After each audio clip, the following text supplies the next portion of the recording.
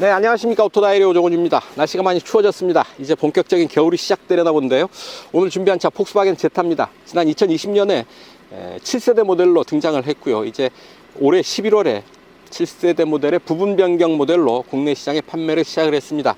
차체 사이즈가 커졌죠. 한눈에 봐도 제타 이렇게 큰 차였어? 싶을 정도로 제법 큰 덩치를 만나볼 수가 있겠는데요. 이전 모델 대비 차체 길이를 무려 40mm를 확대했습니다. 40mm가 더 커졌고요. 차체 높이도 5mm를 더 높여 놓았죠. 파워트레인도 보강을 했죠. 이전에 1.4L TSI 엔진을 빼고 1.5L TSI 엔진으로 교체를 했고요. 8단 변속기가 그 힘을 조율을 합니다. 그래서 최고 출력 160마력의 힘을 냅니다. 이전 대비 10마력이 더 강해진 힘이죠.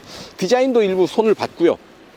양옆에 헤드램프 사이로 두 줄의 크롬 라인을 넣어서 좀 더 새로워진 모습 전해주고 있습니다. 폭스바겐이 가로배치형 엔진에 대응하는 MQB 플랫폼 사용하고 있고요.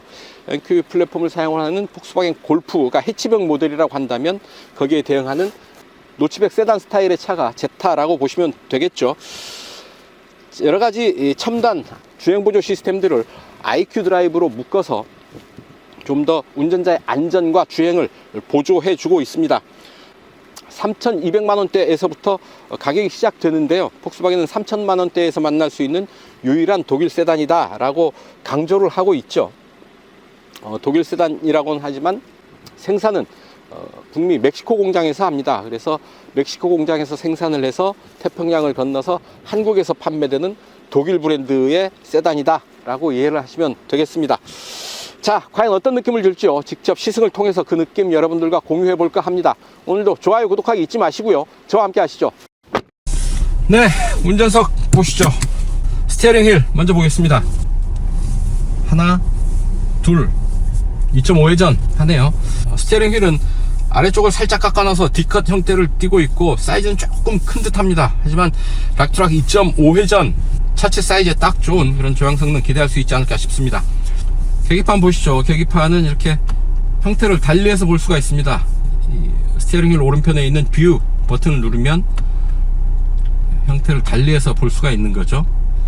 내비게이션 지도를 여기에 표시할 수가 있는데요. 여기 계기판에 지도가 올라오면 센터페이시아의 지도가 사라집니다.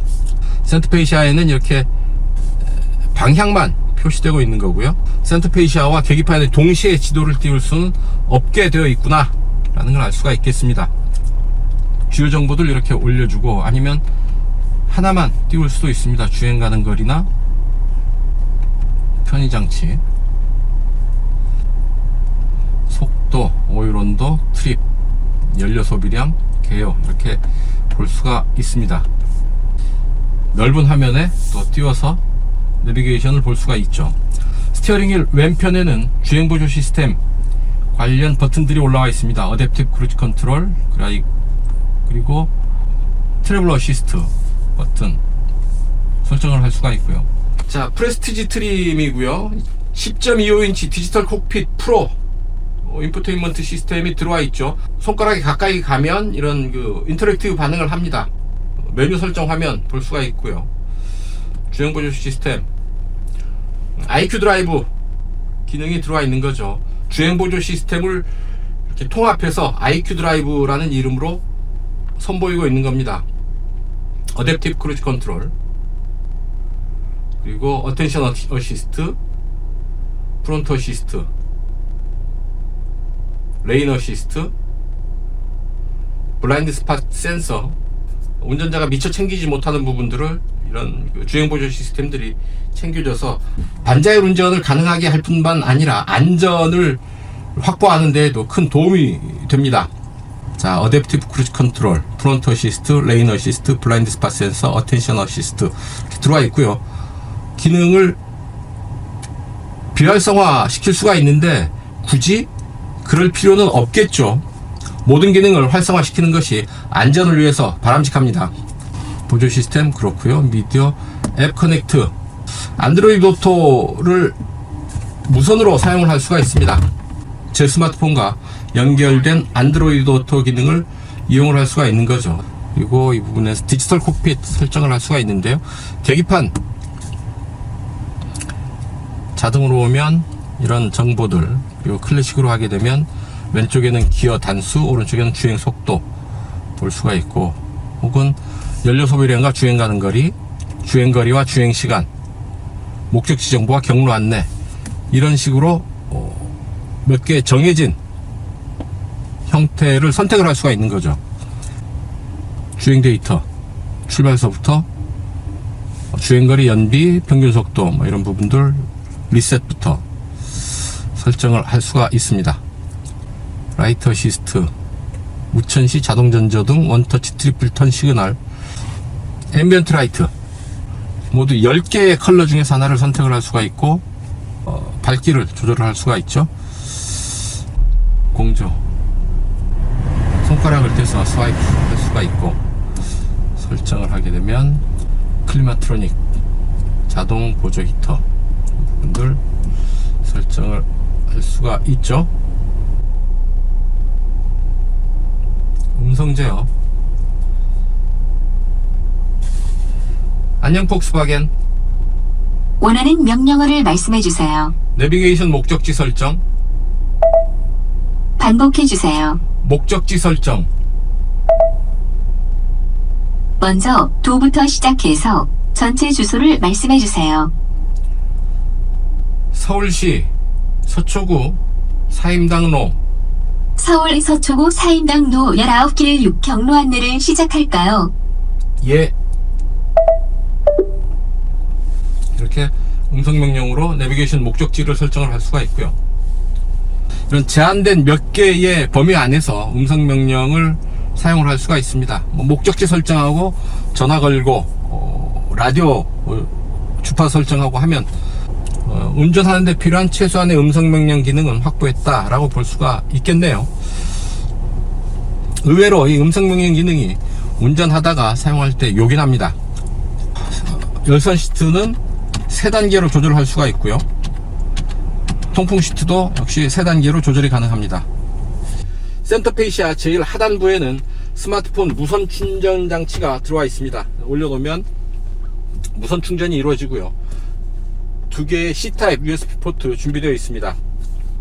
그리고 8단 자동 변속기를 조절하는 변속 레버, 오른쪽으로 밀면 수동 모드가 되죠. 위로 밀면 시프트 업, 밑으로 당기면 시프트 다운, 엔진 오토 스탑, 그리고 주행 모드는 이렇게 버튼을 이용을 할 수도 있고요. 화면 터치를 이용해서도 선택을 할 수가 있습니다. 2개의 컵홀더 들어와 있고 제법 많은 물건들을 수납할 수 있는 센터 콘솔이고요. 이 안에 역시 C타입 USB 포트 하나가 준비되어 있습니다. 운전석 윗부분만 커버하는 선루프 준비되어 있고요. 자, 운전석 이 정도 살펴보시고요. 잠깐 뒤로 가셔서 뒷좌석 보고 가겠습니다. 뒤로 가시죠.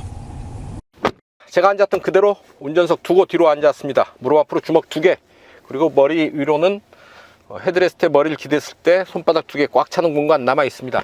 머리 위 공간의 압박 그렇게 크지 않고요. 무릎 앞으로도 주먹 2개의 공간이 남아 있다고 한다면 2차급에서는 충분한 공간을 확보했다 싶고요.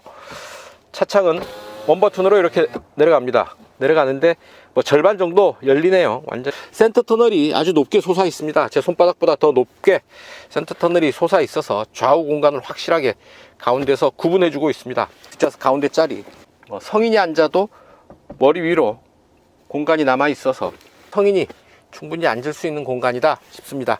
암레스트 내리면 2개의 컵홀더 준비되어 있고, 시트 또 접을 수가 있나요? 뒷좌석 시트는 아마 트렁크에서 접을 수 있지 않을까요? 트렁크에서 레버를 당기면 뒷좌석 6대 4로 이렇게 시트를 접을 수도 있겠다 라는 거고요.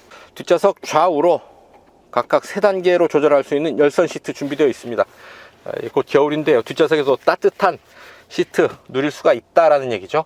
뒷좌석 이 정도 살펴보시고요. 이제 달려보셔야죠. 좋아요, 구독하기 눌러주시면 저는 자이로로 갑니다. 함께 하시죠. 날씨 쾌청하고요. 한대 파랗습니다. 지금 외기온도 영하 5도. 폭스바겐 제타 골프와 더불어서 폭스바겐의 주력 차종 중에 하나죠. 해치백 골프의 세단형 노치백 스타일이 제타라고 보시면 되겠습니다. 파워트레인 같이 사용을 하고요. 자, 규칙적인 패턴이 계속 반복되는 빨래판 길 앞두고 있는데요. 타이어가 노면을 계속 툭툭 치고 움직이는 그런 느낌이 있지만 그렇게 거칠게 와닿지가 않습니다. 실내의 편안함을 해치지 않는 그런 선이고요. 스티어링 휠에 패드가 없습니다. 수동 변속은 변속 레버를 통해서 해야 되는데요. 8단 변속기 적용하고 있죠. 시속 100, 8단, 약 1800 rpm. 7, 6, 5, 4, 3. 3단까지 끌어내리면 시속 100에서 정확하게 5000 rpm 마크하고 있습니다. 1800에서 5000 rpm 구간에서 시속 100km 커버를 하고 있다라는 얘기고요. 시속 90km 전후의 속도로 움직이는데 노면의 굴곡을 거칠지 않게 부드럽게 품어 안으면서 움직이는 그런 느낌인 거죠. 차간 거리는 하나, 둘, 셋, 네 단계로 차간 거리를 조절을 할 수가 있습니다. 앞에 몇 개의 완만한 코너를 돌아 나가는 그런 구간인데요. 트래블 어시스트는 어댑티브 크루즈 컨트롤과 차로 이탈 방지 장치가 함께 작동하는 그런 부분입니다. 자, 트래블 어시스트에 의지해서 한번 움직여보죠. 시속 90에 맞추고요. 스티어링에서 잠깐 손을 떼어 볼 텐데요. 여러분들은 절대 운전 중에 손 떼면 안 되십니다. 잠깐 테스트를 위해서 잠깐 떼어본다는 점 말씀을 드리고요. 자, 스티어링 휠에서 잠깐 손을 떼어봅니다. 오른쪽으로 돌아 나갔는데 일관되게 차선 중앙을 유지하고 있습니다. 직접 조향하라는 경고가 뜨죠. 조금 빠른 속도로 움직여 봅니다. 차선이 희미한 구간에서도 차선 놓치지 않고 있습니다. 자, 다시 왼쪽. 시속 100km 정도의 속도에서 이렇게 차선을 정확하게 읽는다라는 것, 고속도로 혹은 자동차 전용도로 구간에서도 충분히 믿고 활용할 만하겠다 싶습니다. 하지만 아직 자율주행 레벨 2 단계고요. 운전의 최종 책임 운전자에게 있습니다. 절대 스티어링 휠에서 손을 떼서 완전히 차에 운전을 맡겨서는 안 된다 라는 말씀 꼭 드립니다. 그러다가 만에 하나 사고가 난다면 사고의 책임 운전자가 피할 수가 없게 되죠. 명심해야 될 대목이겠습니다. 자, 스포츠에 놓고요. 잠깐 속도 올려봅니다. 가속 페달 꾹 밟으면 킥다운 버튼, 그러니까 가속 페달이 마지막에 한 번 더 밟히는 지점이 있습니다. 여기서부터 내가 제대로 힘을 써보겠다 라고 운전자가 의사표시를 하는 거죠. 완만한 코너를 잘 돌아 나가는데요. 아무래도 전륜구동이죠.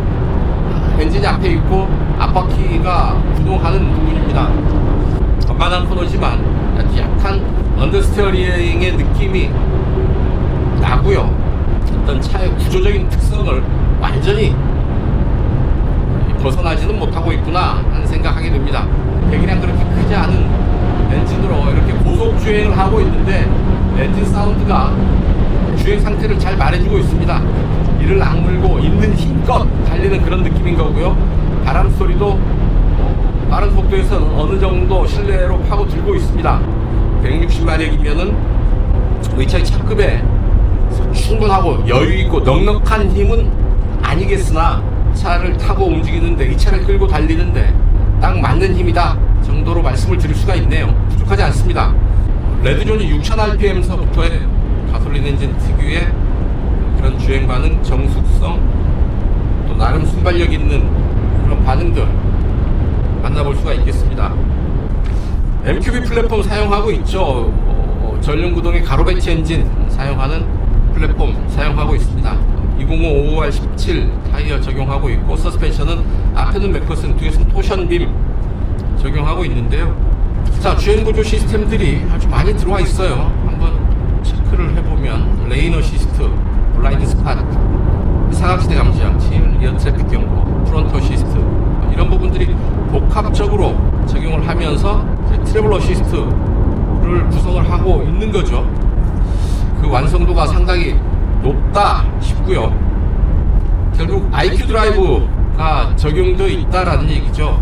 그리고 이 트래블 어시스트는 결국 IQ 드라이브와 맞닿아 있습니다. 이런 다양한 주행 보조 기능들을 IQ 드라이브라는 이름으로 통합해서 운영을 하고 있는 거죠. 스티어링은 좀 큽니다. 조금은 편안한 수준의 조향 반응 보이고 있지 않나 싶습니다. 골프가 좀 민첩하고 경쾌하고 빠른 그런 반응 보인다고 한다면 거기에 비해서는 반 스텝 정도 좀 점잖은 그런 모습 보이고 있습니다. 그게 이제 이 차급에 맞는 그런 주행 반응이 되겠죠. 보디 스타일이 세단 스타일이어서 좀 더 완숙한 그런 이미지를 주고 있는 게 아닌가 싶습니다.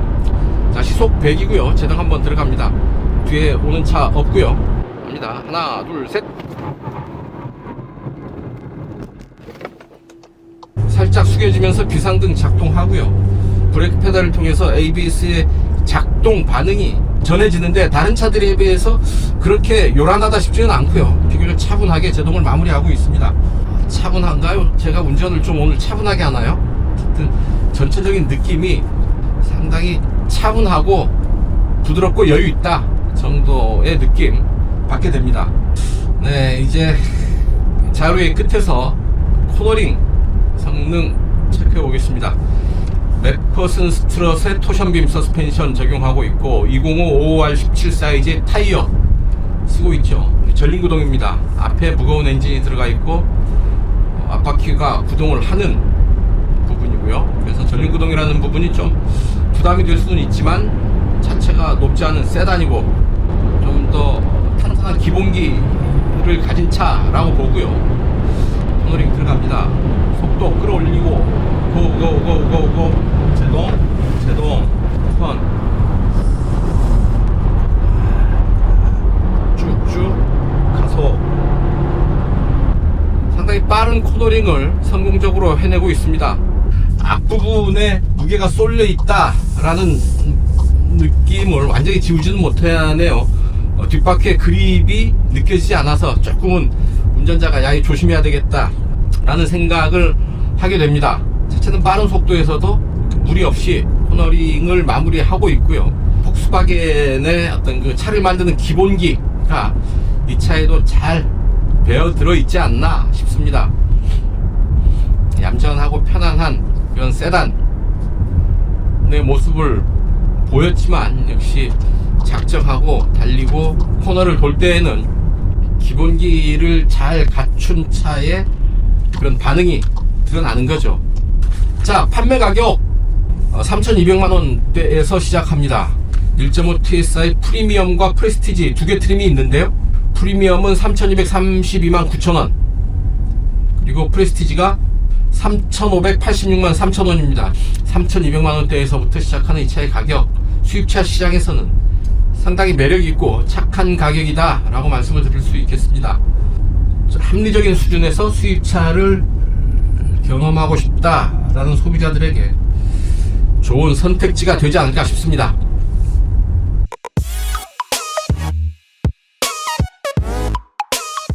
네, 시속 100km 가속 테스트 하겠습니다. 160마력이죠. 공차 중량이 1416kg입니다. 마력당 무게비 약 8.85kg 정도 되는데요.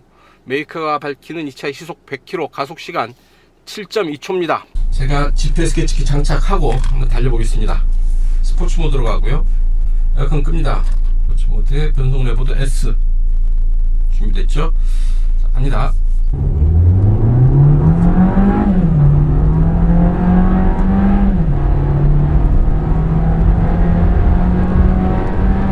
GPS 계측기가 측정한 결과는 이렇습니다. 가속 초반에 탄력을 붙이기까지 시간이 좀 걸리는 듯 하고요. 이후에도 차분하게 차근차근 속도를 올려가는 그런 반응이네요. 차분한 가운데 힘을 쓰는 그런 모습입니다.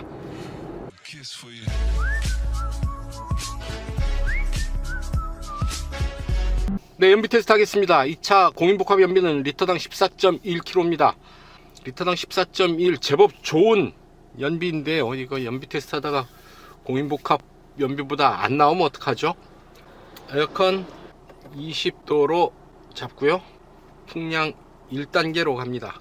지금 외기온도 마이너스 0.5도네요. 영하의 날씨입니다. 자, 트림미터 리셋 하고요. 출발합니다. 그리고 주행 모드 에코로 가야죠. 네, 자유로 따라서 28km 달려왔습니다. 29분 걸렸고요. 평균 시속 59km, 평균 연비 리터당 23.0 기록했습니다. 대단하네요. 네, 올림픽대로 따라서 이제 동작대교 남단입니다. 이수교차로로 빠져나가는 지점인데요. 이곳까지 평균 연비 리터당 22.5 기록하고 있습니다. 평균 속도 시속 55km로 50km를 달려왔고요. 주행시간 55분입니다. 리터당 22.5km의 놀라운 연비 유지하고 있고요. 여기서부터 이제 약 5km 도심 주행으로 이어갑니다. 네, 이제 교대역 내거리에 앞차 따라서 신호대기로 정지했고요. 연비 리터당 19.5 기록했습니다. 정확하게 55km 달려왔는데요. 평균 시속 41km, 1시간 21분 동안 달려와서 평균 연비 리터당 19.5 기록을 했습니다. 공인복합 연비가 14.1이죠. 공인복합 연비도 상당히 훌륭한데요. 보다 리터당 5.4km죠. 5.4km 더 달린 연비 보였습니다. 거의 20km, 리터당 20km에 육박하는 연비 보인 거죠. 배기량 1.5L의 TSI 가솔린 엔진, 효율도 대단하다 싶습니다. 네, 단도직입입니다. 폭스바겐 제타 2차 타면서 느꼈던 사소한 불편함 혹은 아쉬움 몇 가지 말씀을 드릴까 하는데요. 디지털 콕핏 프로 10.25인치 화면에 올라와 있는 이 두 개의 버튼입니다. 하나는 오디오 볼륨 버튼이고요. 또 하나는 기능 조작 버튼인데, 볼륨 버튼은 그렇다 쳐도 이 기능 조작 버튼 굳이 여기 올려놓을 필요가 있었을까 하는 의문이 듭니다. 가볍게 터치 화면으로 충분히 조작할 수 있거든요. 요즘 추세가 이런 버튼들을 가급적 덜어내는 그런 추세고요. 그냥 이 버튼은 빼도 좋지 않았을까 하는 생각을 하는 거죠. 또 하나, 이 운전석 도어입니다. 네, 운전석 도어인데요. 툭 힘없게 밀면 도어가 잘 닫히지 않습니다. 도어의 묵직한 느낌은 좋은데 이 묵직한 도어가 제대로 안 닫힌다는 얘기죠. 물론 힘있게 닫으면 제대로 닫힙니다만 무의식 중에 이렇게 힘을 빼고 닫을 때는 문이 제대로 안 닫히는 문제가 생깁니다. 운전석 도어 신경 써서 닫아야 되겠습니다. 브레이크 오토홀드 모드는 있었으면 좋겠습니다. 엔진 오토스탑이 있는데요. 엔진 오토스탑이 작동하고 나서 이 상태를 유지하려면 브레이크를 계속 밟고 있어야 됩니다. 브레이크를 밟은 발에 힘을 조금이라도 빼면 시동이 걸려버려서 엔진 오토스탑의 의미가 줄어듭니다. 브레이크 오토홀드 기능이 있었으면 좋지 않을까 생각해 봅니다. 네, 지금까지 폭스바겐 제타 시승을 했습니다. 상당히 무난한 주행의 질감 만나볼 수가 있었고요. 차체 사이즈를 키웠죠. 거기에 맞춰서 파워트레인도 보강을 해서 전체적으로 차체 사이즈와 파워트레인의 균형을 잘 맞추고 있습니다. 그래서 중저속 구간에서는 물론이고 고속 주행에 이르기까지 제법 무난한 그런 주행의 질감 맛볼 수 있는데요. 그런 무난함의 밑바탕에는 폭스바겐 특유의 기본기를 잘 갖추고 있죠. 물론 전륜구동의 한계를 완전히 벗어날 수는 없지만 폭스바겐 특유의 그런 탄탄한 기본기를 바탕으로 제법 단단한 주행의 질감 맛볼 수 있고요. IQ 드라이브로 얘기되는 주행보조 시스템들이 완성도가 상당히 높습니다. 그래서 어떤 반자율 운전의 의미에서뿐만 아니라 안전운전을 한다는 의미에서도, 그런 측면에서도 많은 역할을 하게 되지 않을까. 운전자가 이런 IQ 드라이브의 지원을 받아서 운전을 하게 되면 좀 더 안전한 주행에도 보탬이 되지 않을까 하는 생각 해봅니다. 상위 트림 프레스티지인 경우에 3,600만 원의 가격이 책정되어 있죠. 비교적 합리적인 가격에 수입차를 고려하는, 특히 독일 세단을 눈여겨보시는 소비자들이라고 한다면 폭스바겐 제타 구매 리스트에 올려서 잘 살펴보실 것을 권해드립니다. 오늘 시승 여기까지입니다. 지금까지 저는 오토다이어리 오종훈이었고요. 여러분들 좋아요, 구독하기 눌러주시면 저는 이만 물러가겠습니다. 시청해주셔서 감사합니다.